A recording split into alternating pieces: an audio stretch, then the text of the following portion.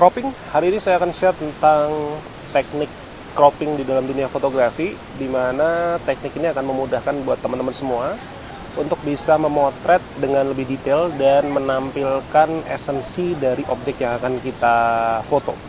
Jadi cropping ini sebenarnya bisa dilakukan di post production atau editing, cuman saya kepengen mengajak teman-teman kalau cropping itu benar-benar dari proses pengambilannya, sehingga ketika nanti kita edit si foto tersebut udah langsung jadi komposisinya, kita tinggal editing warna aja.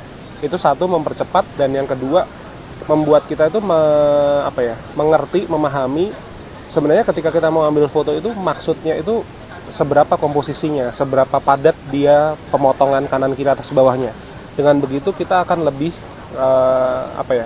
mengenal lebih dekat objek apa yang akan kita foto dan akan kita tampilkan di presentasi akhirnya nanti. Stay tune guys.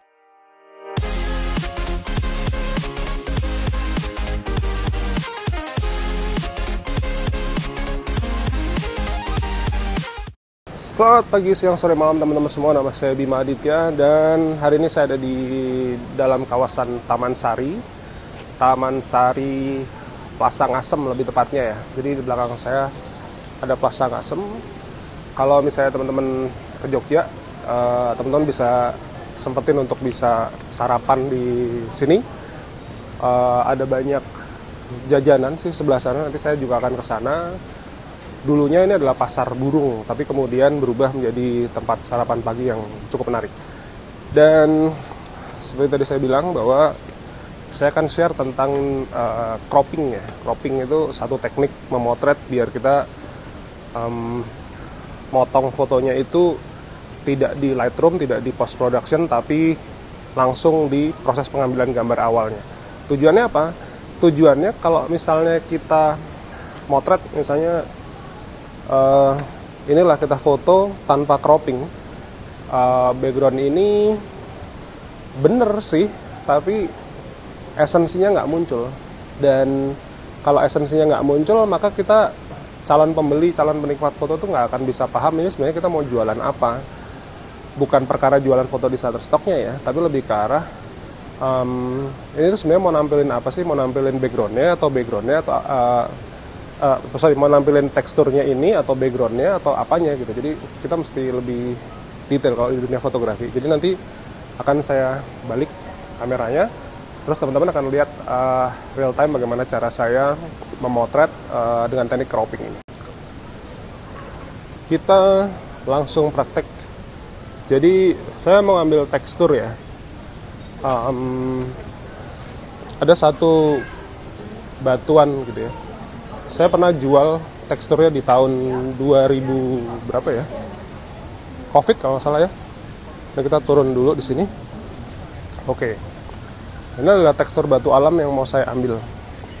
Nah, sekarang kita duduk ke sini dulu. Kalau misalnya saya kepengen ambil tekstur batu ini, tapi kemudian saya ngambilnya dari sini, which is benar juga sih, tapi esensinya kurang pas. Jadi kalau saya mau ambil tekstur batu ini, saya akan maju begini. Ini adalah teknik cropping. Nah, jadi saya akan ambil di posisi ini, kurang lebih seperti ini. Kemudian saya bisa ambil komposisi yang misalnya dimiringin seperti ini. Untuk beberapa sequel ya. Lalu ada lagi posisinya akan dari atas seperti ini. Dan ini saya ambil beberapa. Oke, begitu juga kalau misalnya saya akan ngambil tekstur ini ya, pavement ini. Ini kalau begini bagus juga, tapi akan lebih bagus lagi kalau saya ngambilnya adalah dari atas ke bawah seperti ini. Pas kanan kiri atas bawahnya sama. Lalu kalau sudah, kita ambil lagi angle dengan berikutnya. 45 derajat seperti ini. Klik. Kita lanjut lagi ya. Jadi saya masih di posisi di Plaza Ngasem ya. Saya akan ambil background pohon Kamboja ini. Ini kalau dalam bahasa Inggris namanya frangipani flower. Udah beberapa kali coba tapi kok belum terjual juga ya secara bagus ya. Jadi saya akan coba ambil tekstur batangnya. Nah, ini sebenarnya kalau saya kan sekarang ngevlog pakai iPhone 13 ya. Ini saya bisa bikin dia menjadi lebih white ya. Nah, seperti ini. Tapi bukan itu tujuannya. Saya justru kepengen dia lebih tight, lebih rapat lagi ya. Jadi kalau misalnya saya kepengen bikin tekstur cabang ya, kurang lebih angle-nya kan seperti ini. Kemudian kita ambil yang lebih detail lagi. Nah, ini sambungan-sambungan patahan-patahan seperti ini. Kalau begini bagus ya. Tapi ketika kita zoom, ketika kita crop seperti ini, esensinya lebih dapat. Oh, ini ternyata adalah kita mau motret, mau menjelaskan tentang foto patahannya ini. Jadi kurang lebih saya akan ambil seperti ini. Ini namanya teknik cropping. Kita lanjut lagi ya. Kita akan masuk ke, saya akan lompat sedikit. Oke. Nah, sekarang kita akan ambil bunganya. Ngambil bunga begini bener nggak? Bener. Tapi kalau ngambil bunganya lebih dideketin lagi seperti ini, nah, orang akan makin paham bahwa sebenarnya yang sedang saya foto adalah bunga Kambojanya atau frangipaninya. Kita crop lagi deket, bisa nggak? Bisa. Nah, jadinya seperti ini. Kita ambil lagi dengan angle yang berbeda, mungkin dari sebelah sini ya. Nah, jadinya seperti ini. Jadi intinya adalah bagaimana kita tuh pengen menjelaskan bahwa kalau kita ngambil foto itu jangan bias. Kalau kayak gini nih bias kan. Ini objeknya ada frangipani di sini, tapi di sini terganggu, terdistract dengan adanya dedaunan ini. Makanya daripada kita ngambil terlalu jauh seperti ini, kita deketin dia. Nah, jadi seperti ini. Oke. Sampai di sini dulu, kita istirahat sebentar. Nanti kita akan explore lagi area Taman Sari ini.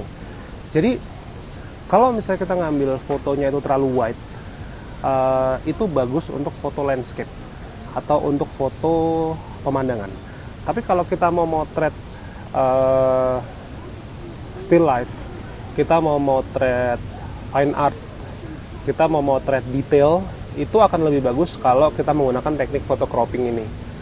Esensinya tadi, untuk bisa menampilkan esensi utama atau tujuan utama atau kelebihan utama dari objek tersebut. Kalau kita bicara tentang berjualan foto di internet gitu ya, khususnya di Shutterstock. Kalau saya jualan foto tekstur dinding tadi ini, tapi kok kemudian kelihatan tembok Taman Sarinya belakangnya, kemudian ada orang-orangnya gitu. Ini saya seperti tidak memahami kebutuhan market. Padahal sebenarnya kenapa sih saya motret ini secara lebih tight dengan teknik cropping? Karena tujuannya adalah biar fotonya bisa dibeli.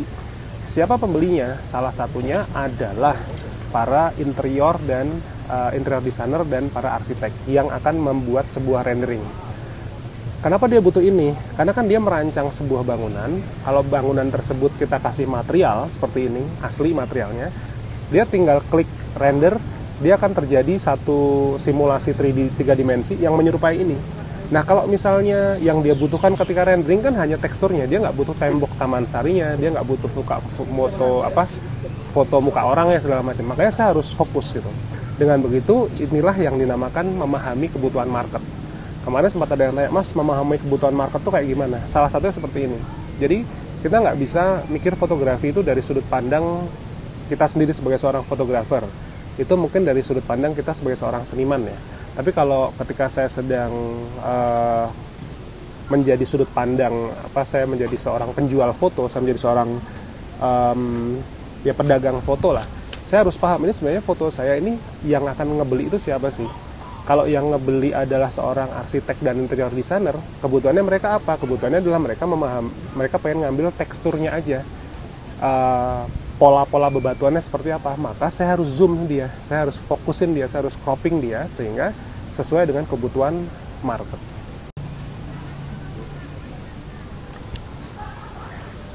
Kita coba jalan-jalan lagi. Buat teman-teman yang mungkin belum pernah masuk ke area Taman Sari, saya coba ajak teman-teman jalan secara virtual. Kita coba dari depannya. Jadi kalau area parkir motor, kita parkirnya di sini. Nah, masuknya tuh dari sini, dari depan sini. Ini ada kayak gapuro, pelengkung gitu. Nah, oke. Nah, kita di depan ya. Ini jajanan kayak begini enak banget nih. Teman-teman harus cobain nih. Nah, yang mau beli batik deh. Oke. Nah, ini kan ada tulisannya Pasar Ngasem nih. Nah, kita coba muter-muter ya. Kita sambil jalan-jalan, teman-teman mungkin belum pernah masuk ke sini, saya ajak jalan-jalan sebentar. Masuk. Nah, ini banyak pedagang snack di sini. Oke. Saya akan coba masuk lagi. Nice kan? Buat pagi hari, teman-teman pasti udah pada ngiler nih kalau kayak begini nih. Oke, kita sambil cari objek. Saya nggak begitu berani motret di dalam sini karena bukan gimana-gimana, cahayanya kurang, jadi takutnya kena noise ya. Udah capek-capek motret, kalau kena noise sayang. Nah, oke, kita turun lagi aja. Kita cari tempat-tempat yang lebih terkena sinar matahari. Oke, lanjut. Nah, oke, kita jalan ke arah sini. The Tourist Information Center, ini kayaknya ke arah parkiran samping. Oke, kita bisa bikin konten di sini. Ini apa ya? Oke, kita coba bikin beberapa foto di sini ya, karena kebetulan ini ada background menarik lagi untuk kita bikin tekstur. Nah, kita lanjut. Ini ada yang kena graffiti, ada yang enggak, karena kita tujuannya adalah untuk bikin satu foto jualan ya, maka kita akan foto seperti ini. Nah, daripada seperti ini, saya ulangin ya, kan kelihatan nih ada graffitinya segala macam, kan nggak penting gitu ya. Ini juga area sini nggak penting. Ini kita zoom, masukin begini. Set. Mau di cropping lagi bisa nggak? Bisa, sangat bisa. Kita deketin lagi. Nah, seperti ini. Jadi ketahuan teksturnya seperti apa. Oke. Kita lanjut lagi. Kita cari tekstur lagi. Tembok ya, tembok. Kalau temboknya begini doang, ini akan ke distract. Apakah yang penting temboknya, ataukah pintu besinya, ataukah background ininya. Jadi kita deketin. Nah, udah fokus ke arah sini aja. Cropping di sini, center line. Kalau begini, jadinya teori sepertiga bagian. Tapi kita nggak butuh. Kita butuhnya adalah corak-corak ini ya. Oke. Nah, kayak begini kita bikin lagi. Saya foto lagi, kita ambil lagi posisinya sebelah. Oke, ini ada graffiti-nya boleh. Kalau begini kita akan ke distract, tapi kalau kayak begini, nah ini kita akan lebih jelas. Oke, kita foto, kita crop di sini. Oke, kita akan explore. Ini kalau pintu masuk ke arah sana. Ini masuk ke sana. Oh, sekarang bisa lihat sini.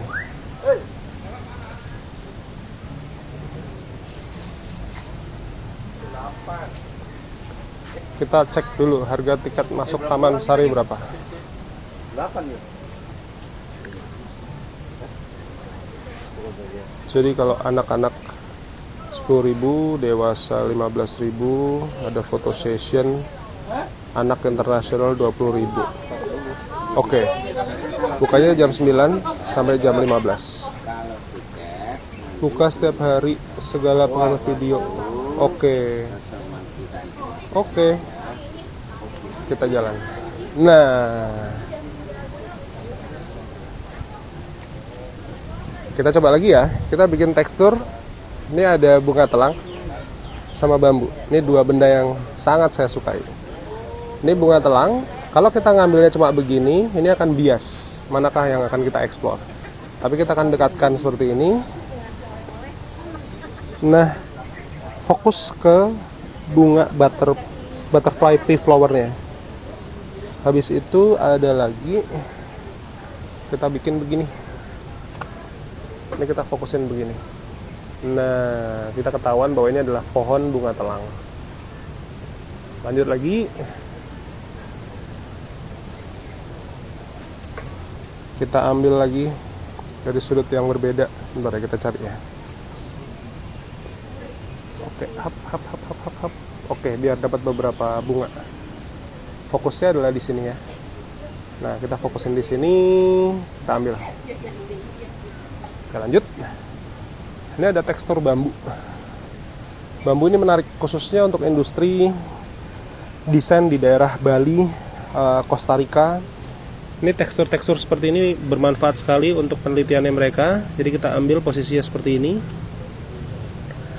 Lalu kita ambil juga posisinya begini untuk memahami seberapa diameternya. Kita zoom lagi seperti ini.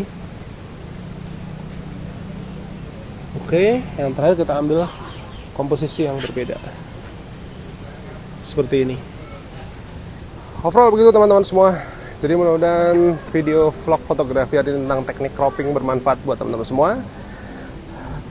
Teman-teman yang belum subscribe, baru ketemu channel saya pertama kali, silahkan subscribe buat kita bisa belajar bareng tentang dunia fotografi. Saya lagi senang pakai handphone nih karena lebih praktis, bisa dibawa kemana-mana, langsung masuk kantong. Dan saya hanya menggunakan tripod sederhana, namanya Takara MT08, harganya 80.000, pokoknya di bawah 90. Ada yang jual sampai 100, tapi ya cari-cari aja yang paling murah lah. Ini enak, bisa dibawa kemana-mana. Saya udah bawa ke luar negeri berkali-kali, bisa masuk cabin. Terus nggak usah buru-buru harus join kelas segala macem. Kalau memang teman-teman baru pertama kali, ngerasain dulu tutorial fotografi saya yang gratisan lewat channel YouTube. Tapi kalau memang teman-teman udah kepengen lebih komprehensif, teman-teman bisa belajar motret pakai handphone di ebook saya, namanya ebook fotografi. Atau teman-teman yang tertarik jualan foto di Shutterstock, ada 2 ebook saya di bawah, semua linknya di bawah, jualan foto dengan Shutterstock dan Shutterstock. Saya punya kelas lagi yang online selama 12 bulan ya. Teman-teman walaupun baru join sekarang, tapi tetap bisa menikmati kelas saya dari bulan November tahun 2024. Itu namanya Phototube. Itu biaya berlangganannya hanya Rp50.000 sebulan. Tapi buat teman-teman yang memang berada dalam situasi mungkin perekonomian yang lagi nggak bagus, udah teman-teman beli kuota aja, nontonin video vlog saya gratisan dari awal sampai akhir. Dan semua gear-gear saya yang saya pakai motret semua ada di bawah. Jadi teman-teman bisa lihat. Kalau teman-teman beli lewat link itu, saya ngucapin terima kasih banyak karena saya adalah Shopee affiliate. Jadi saya dapat persentase kecil sekali setiap kali ada transaksi di Shopee tersebut. Matur nuwun, itu membantu saya untuk berkarya dan bikin konten seperti ini. Mudah-mudahan vlog ini bermanfaat. Sampai ketemu. Dan kalau pas lagi jalan-jalan ke Jogja, jangan lupa mampir ke Plaza Ngasem biar teman-teman juga bisa sambil sarapan pagi. So, stay tune. Sampai ketemu di vlog berikutnya, guys.